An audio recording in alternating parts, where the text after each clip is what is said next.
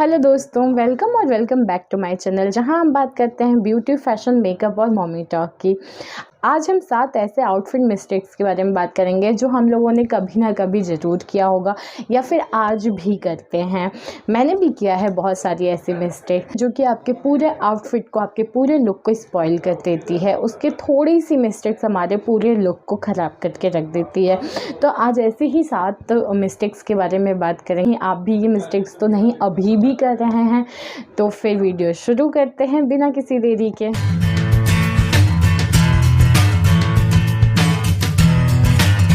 पहला पॉइंट है undergarments choose करने वाली मिस्टेक। जी हाँ, कई बार ऐसा होता है कि हम जब पूरा कपड़ा पहन लेते हैं, फुली तैयार हो जाते हैं, हम ध्यान नहीं देते कि हमारा जो अंडरगारमेंट्स है बहुत ज़्यादा विजिबल होता है या थोड़ा भी दिखता है तो वो बहुत ही ऑड लगता है।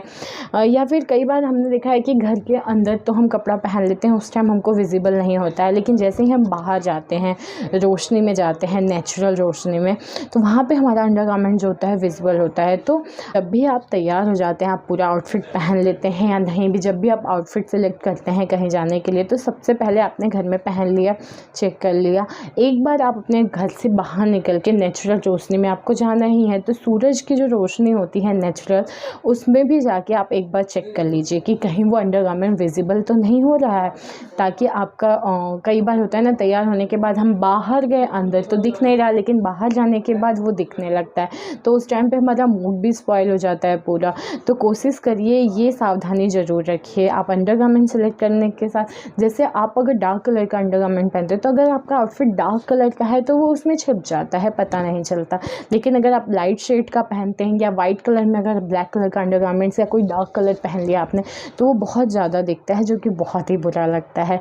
तो आप इस चीज़ का हमेशा ख्याल रखिए। आप जब भी अंडरगारमेंट सेलेक्ट करते हैं तो कोशिश करिए आप बेज कलर में इन्वेस्ट करिए। बेज कलर का अंडरगारमेंट क्या होता है, वो आपके किसी भी आउटफिट के साथ चल जाता है। वो किसी ट्रांसपेरेंट कपड़े के साथ भी अगर आप पहनते हो, कोई आपका ड्रेस है जो ट्रांसपेरेंट है, तो उसके अंदर भी वो विजिबल नहीं होता है। तो जब भी आप अंडरगारमेंट लीजिए तो कोशिश करिए एक बेज कलर का अंडरगारमेंट जरूर लीजिए। सेकेंड चीज़ की बात करें, जो भी हम आउटफिट पहनते हैं उसकी डिटेलिंग पे आप ध्यान दीजिए।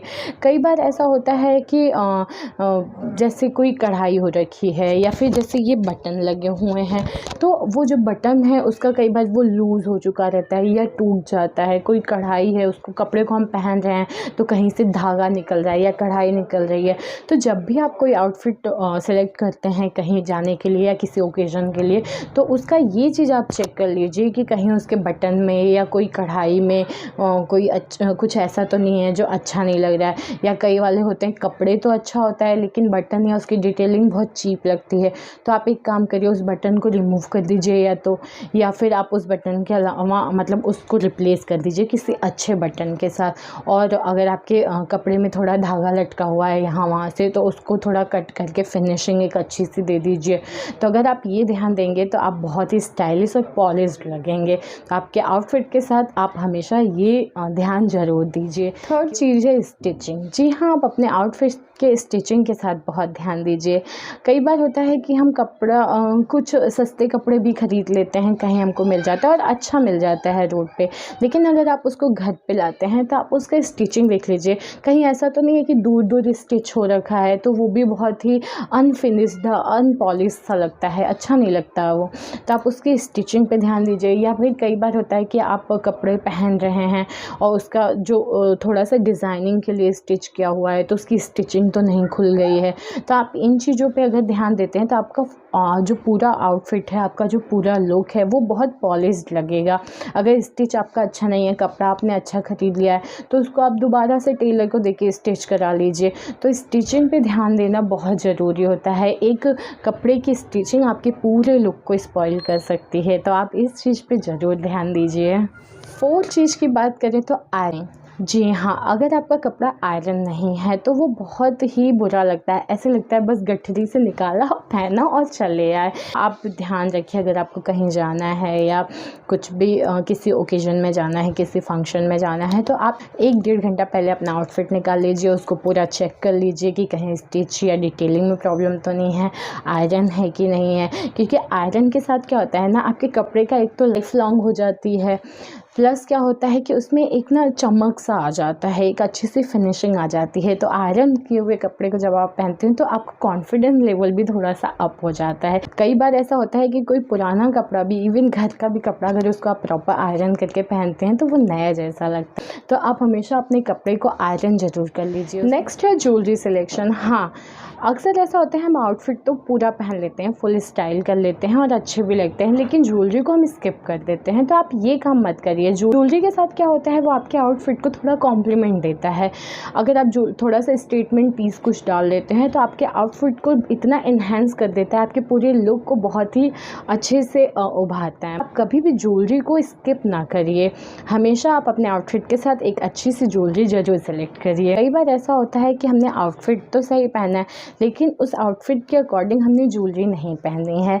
तो ज्वेलरी को जब भी आप सिलेक्ट करते हैं तो आप अपने कपड़े के साथ जब भी कोई ज्वेलरी मैच कराते हैं तो एक चीज़ का ध्यान रखिए कि उसको वो कॉम्प्लीमेंट कर रहा है कि नहीं कर रहा है। जैसे कॉटन की साड़ियाँ होती हैं, तो कॉटन की साड़ियों के साथ अगर आप ऑक्सीडाइज ज्वेलरी पहनते हैं तो वो उसको बहुत कॉम्प्लीमेंट करता है। ऐसे ही अगर आपने लहंगा वहंगा कुछ पहना है, कुछ आपने बहुत फेस्टिव सा ड्रेसअप किया है, उसके साथ अगर आप कोई नॉर्मल सा डेली वेयर वाली ज्वेलरी पहन लेते हैं तो वो उस चीज़ को कॉम्प्लीमेंट नहीं करता है।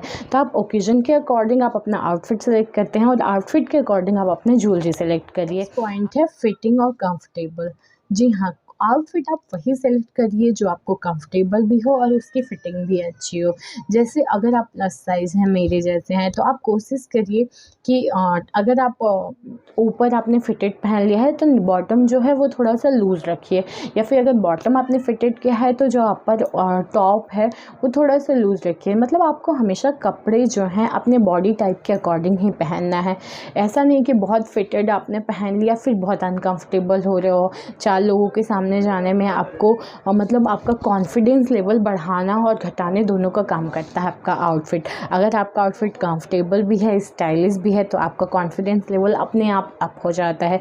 अगर आपका आउटफिट है, पहन तो लिया, स्टाइलिश तो बहुत लग रहे हो आप, लेकिन आप कंफर्टेबल नहीं हो, तो वो चीज़ आपके चेहरे पे दिखने लगता है कि आप कपड़े तो आपने पहन लिया, स्टाइलिश भी लग रहे हो, सब कुछ अच्छा लग रहा है, लेकिन आप अनकंफर्टेबल हो।